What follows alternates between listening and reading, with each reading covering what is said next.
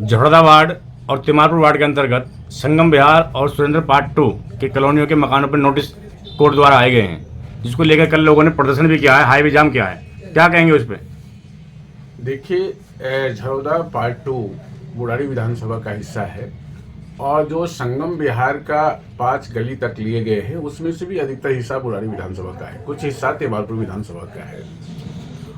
और मुझे बहुत दुख हो रहा है इस बात से, जिस बुढ़ारी विधानसभा क्षेत्र में, जिस तिमारपुर विधानसभा क्षेत्र में हजारों एकड़ जमीन ग्राम सभा की, गौचर की, फ्लड की, 74(4) की, कस्टोडियम की, पंजाब एक्ट की, जीडीए की, नगर निगम की जमीन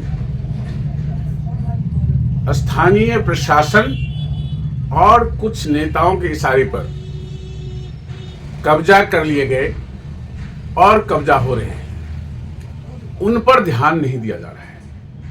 और जो 35 साल से अधिक पुरानी 100% एक्यूपाइड कॉलोनी है, उस पर एक कोर्ट का बहाना लेकर के तोड़ने का फरमान जारी कर दिया है। ये बहुत ही निंदनीय है, शर्मनाक है और गरीब विरोधी निर्णय है।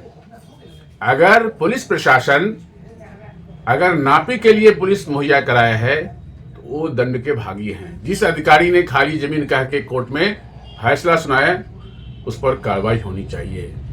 और जो भी रेवेन्यू या बिल्डिंग डिपार्टमेंट के लोग इसमें गरीबों को टेंशन दे रहे हैं, मैं कल हाईवे जाम हुआ, मैं उसका समर्थन नहीं करता।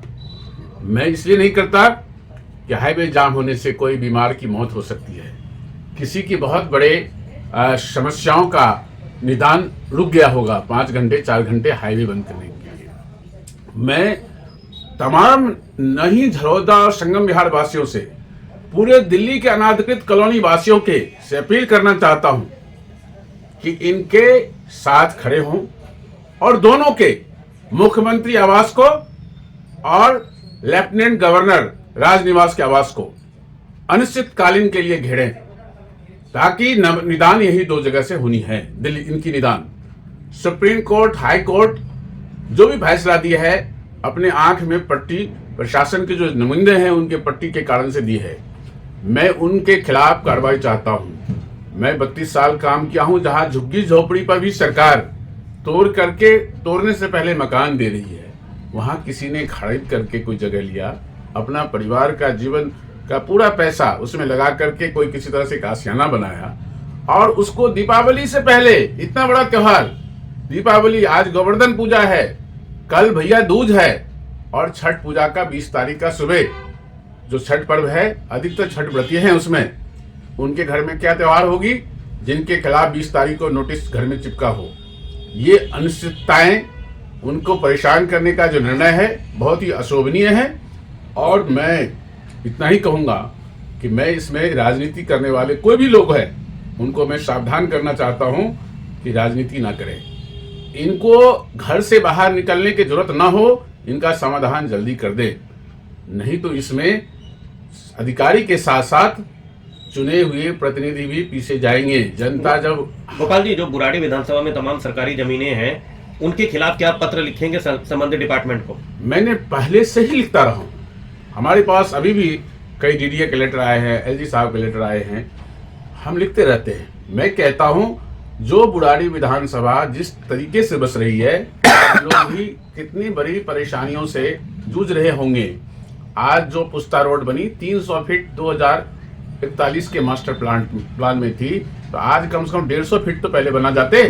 जो बुढ़ारी की मेन सड़क है 100 फीटा रोड, उसके लिए हमने एस्टीमेट बनवा के चुने हुए प्रतिनिधियों को भिजवा चुके हैं कि बुढ़ारी बिलालबत्ती से शालीमार पैलेस तक फाइबर बनाओ। उसके नीचे हमने दिया था कि 9 अंडरपास बनाओ, 20 टॉयलेट, उसके बिजली तार को अंडरग्राउंड करो, उसके जो आगे पेड़ पौधे उसको रिप्लांट करो। आप ट्रैफिक में आधे घंटे खराब करते हैं जनता को परेशान करने के लिए। और जिस तरह से कॉलोनियों में इंच जमीन पर आप काम बढ़ाते जा रहे हैं, उससे आने वाले, आपने कभी कोई प्रतिनिधियों का काम है सोचना कि हम पार्किंग कहाँ करेंगे, हम फायर स्टेशन कहाँ बनाएंगे, हम बिजली स्टेशन कहाँ बनाएंगे, एक ट्रांसफार्मर लगाने के लिए लड़ाइयाँ हो रही है बुराड़ी में। उस परिस्थितियों में आप सरकारी प्राइवेट लैंड के अलावा जो सरकारी लैंड है उनको भी कब्जा करने की छूट माफियाओं को दे रखे हैं। ये बहुत ही शर्मनाक और दर्दनाक और बेशर्मी का हद है। ठीक है।